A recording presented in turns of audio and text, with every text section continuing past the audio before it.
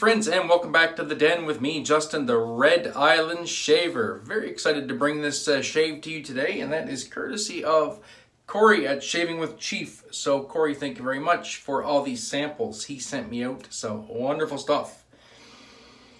And today is Zingari Man, the Navigator, in the Sego base. So this is the tallow soap. Yeah. All smushed down in the Thirsty Badger lather ball, and we will get to latherizing it right now with the CoyoteCuts Demented topper. My favorite brush in the den, hand-tied 24mm Manchurian 3-band silver tip. Absolutely beautiful brush. I think I used it last video. I'm using it again. You know why? Because it's my favorite brush, and I love it. So, brush, soap, brush, and we'll get to loading this. Hope everybody's having a good week so far. We are at the middle of the week, and yeah, getting ready to slide on into that weekend, eh? So the scent notes on this. This is probably going to be my only knock on this soap and this base. I'm just going to add a little bit more moisture to my tips. I think my only knock is going to be that there's no scent notes. So there is a write-up in the description box right down below. If you click on that little arrow, flip your mobile device into the upwards position, where I'm only taking up half the screen, and click that little downward arrow, and you will see the description and all the links and all that good stuff. That's right from the Zingari Man website. There is no scent notes. But I think you can kind of surmise where the scent is going from the write-up. So, you know, talking about the sandy footsteps, walking along the dock, the salt air, a little bit of fruity, well, fruit coming in on the air. I am picking up what I do perceive to be citrus. I almost pick up maybe something a little floral in there. I am getting a kiss of that sea salt air. And I think I am getting a touch of the wooden dock. So I think everything is coming together. I'm not really getting any of the musk that was described, but everything is coming together in there. I just wish, especially for, you know, a person doing a video's point of view, that the scent notes were also just below that. So have that nice big write-up, and look how that came together. Have that nice big write-up, and then right below it, top notes, heart notes, bottom notes. And that just makes life so much easier. Because now, you know, ooh, I'm going to stick that in my eye. Ooh, well, that feels kind of nice in the face, actually. It's got a nice face feel. Yeah, because then I don't have to try and pick out things and try and figure out what the hell they are, right? It does have a nice pleasant scent, though. I would give it a medium. Scent strength as I'm lathering it. I would place this about a 5.5-ish. Yeah, not overpowering, but it's nice. It's nice and prevalent. It does feel very nice on the skin. I do get that cosmetic type feeling that Corey likes to mention. Yeah, I like it. Don't know how long it's going to take to load and lather, but I'm going to try and aim for a slightly lower structure lather today. I am using a blade again, even though it is story time. But yeah, I figured I'll use a blade and we'll do story time, whatever. So as I lather this, we'll get into the story time. So I like to call this story, or like to call this event,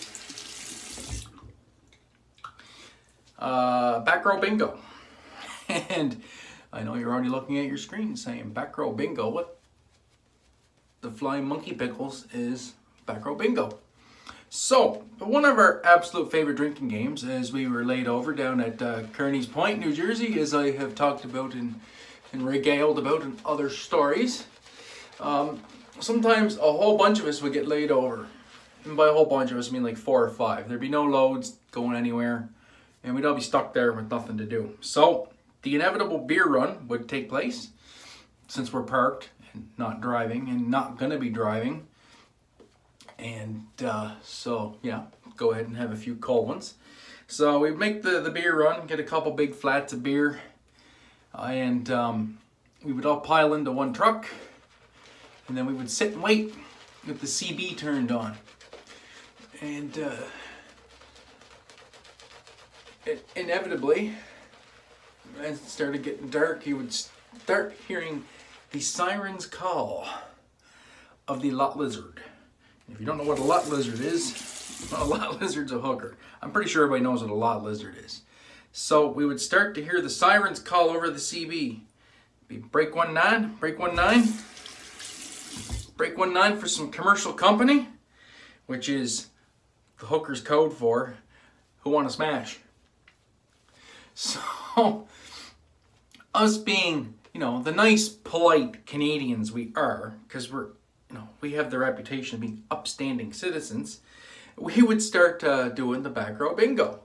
And we would start looking for similar colored trucks. Now, all our trucks were white, so we would, later on in the game, we would start calling it the white trucks. But we would start looking in the back row and even the middle row, because we were always in the back row, the party row. And we could see the middle row. And one of us would, the bobtail guy, that's the guy without the trailer, he would take a run through the middle row and see what color trucks were parked. And anyway, the lather's coming together great here. I think we're there. Damn, it lathered up quick. So anyway, we would call out, say, we would get on the CB and say, yeah, I'm looking for some commercial company. And then she would come back, she goes, okay, well, what colored house are you in? So we would call out the colored house, which is the truck color. And then we would, for instance, say, it was a white, it's a red truck. I'm in a big red house in the party row. She goes, all right, well, I'm on the way to you. So then we would start taking bets on which red truck she's going to go to, because obviously the guys in the red truck, you know, they're probably inside or they're sleeping or whatever. They have no idea what's going on. So we would just sit and wait and watch her appear out of the wherever truck she was in. She'd come hiding she'd come out of the bunk. And okay, we'll continue on a second. Using the ale once again, this big old beautiful beast. And I have a job for you people. I need a name. I like to name my things. Let's get that up here. I need a name for this razor, because I have another ale coming and that has a name. I'm not telling you the name yet, but it has a name. So I need a name for this. So anyway, we'll get into it. So we would take bets on which red house she was going to go to. And whoever wins, i.e. guesses the truck correctly, doesn't have to finish their beer. Everybody who guessed, the people who guessed incorrectly have to chug their beer. And that was our little drinking game. A lot of fun.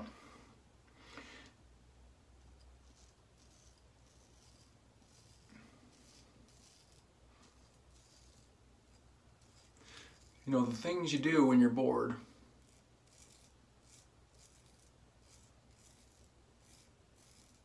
I feel kind of bad for the poor lot lizards, but in a way I don't, because then again, I think we were protecting some of the guys. The longer we kept them tied up running around in circles, the less chance they had of passing something off to a trucker who was maybe lonely and looking for a little company.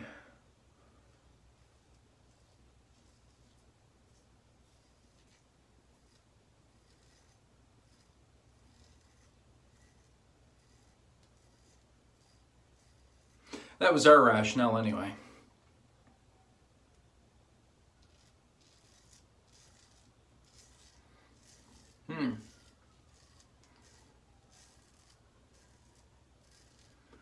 Nice slick soap.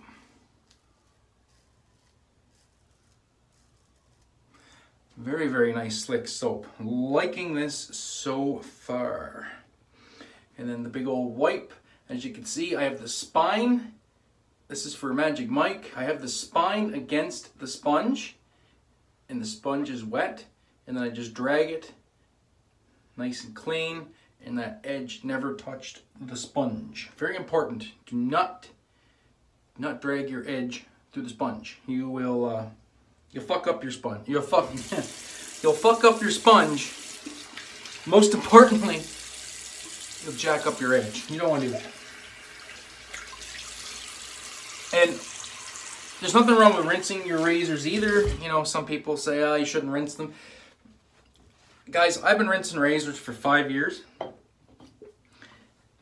And I've never, to the best of my knowledge, had any rust in around the pins. Because I dry everything really good.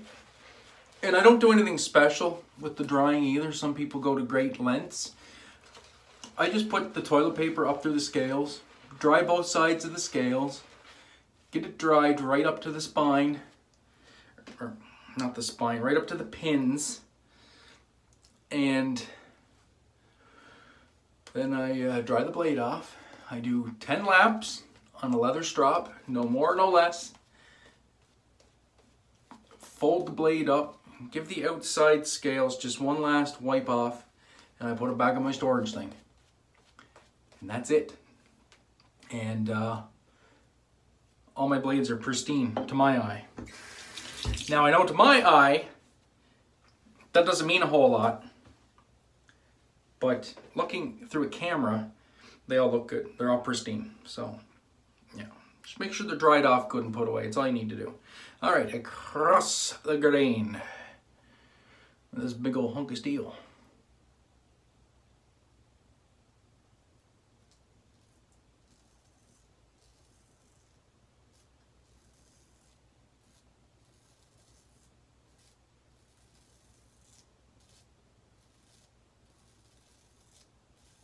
Very nice. So yes, I do have a razor coming from Ale. You guys are gonna probably shit your pants when you see it. I'm probably gonna shit my pants when I see it. A couple people know what it looks like.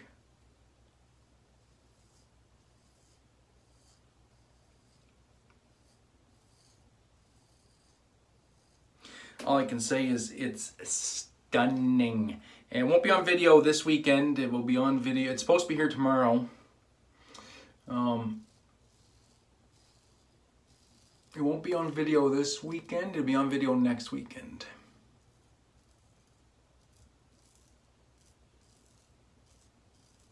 Because I think it's going to require a couple shaves to get used to it. But yeah, pretty excited. And this shave is going really good. Only a day's worth of growth. Soap is performing wonderfully.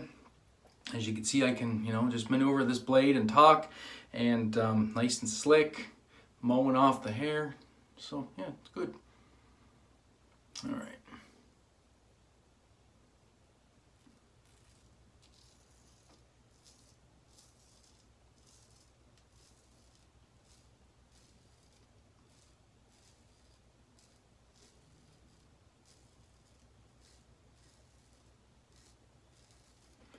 And we go across the grain on the cheek.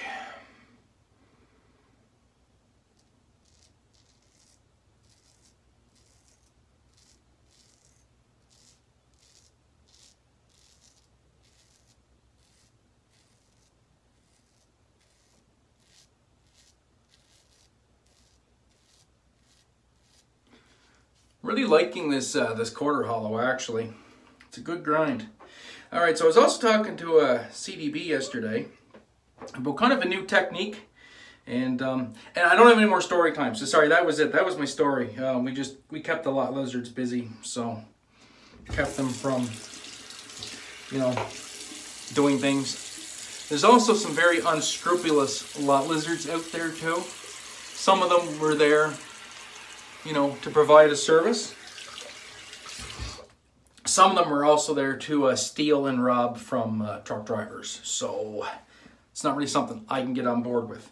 But anyway, so this is what I was talking to Chris about. I've changed up my pass structure. So I've done now my straight down, which for me isn't with the grain on the neck. It's still and across the grain. Everything I do on the neck is across the grain, really. It really is. And so there's that. My upwards pass really, it causes me a great deal of stress. It really does. And, you know, because you guys know why, right? I don't like to harp on it, but you know I can't see too good. And it just causes me a great deal of stress for really no discernible performance. Like really, there isn't. So yesterday I did a straight razor shave and I did just this. I just lathered up my cheeks. I avoided the neck because I'm going to clean up off camera with a DE anyway. Even if I did 26 passes on my neck, down and then up, and then down with a bit of J-hooking, and then up trying to do a bit of J-hooking, which I can't see to do, it's not going to matter. I'm not going to get a BBS on my neck. I'm barely even going to get DFS because I have to shave completely sideways. So yesterday I said, you know what? I'm just not going to do it. I'm just not going to do that pass on the neck. I'm just going to do the cheeks and see how that goes. So let's do that.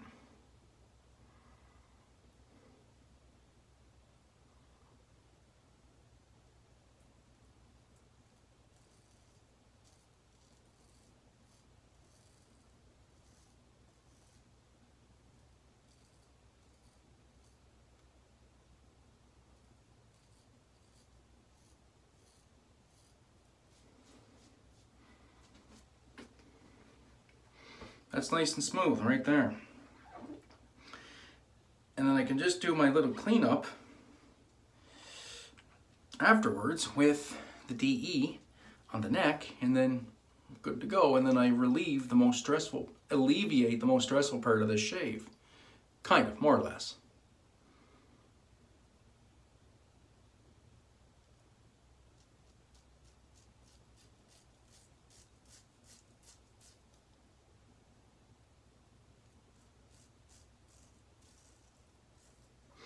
I miss a bit of the jawline too.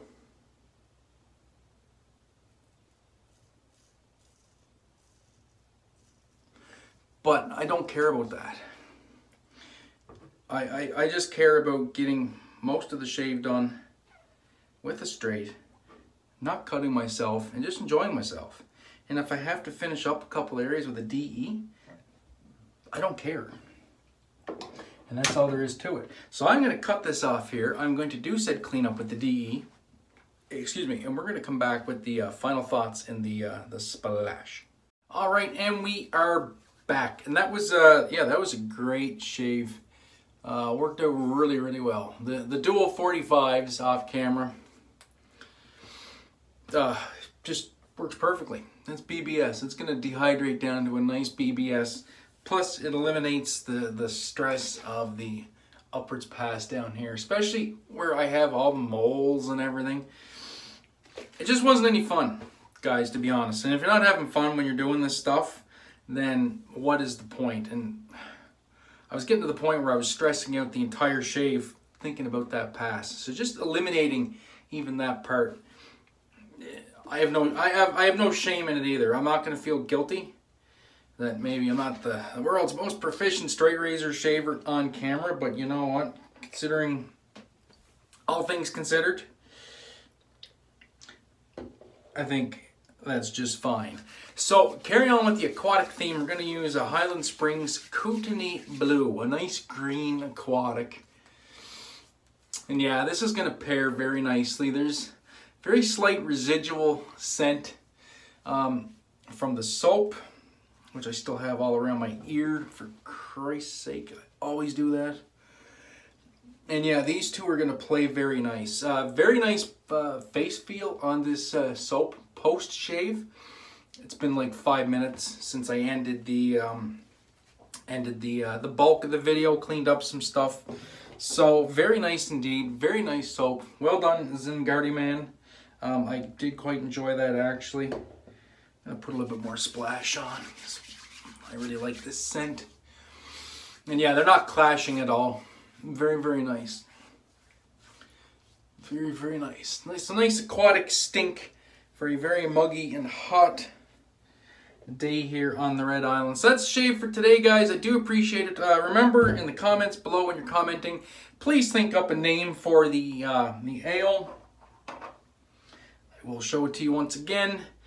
Keep in mind this, whether this comes into your consideration or not, this blade is forged out of an old Canadian file, and it has a what kind of scales? Jesus, Murphy, I can't even think. Buckeye, bird's eye maple scales. So, yeah, let me know in the comments below what kind of a name this should get. And that's it for me. So thank you very much, guys. We'll check you out again on Saturday. So as always, be safe, be kind to one another, and most importantly, have a great day and even better shave. We'll catch you in the next one. Peace.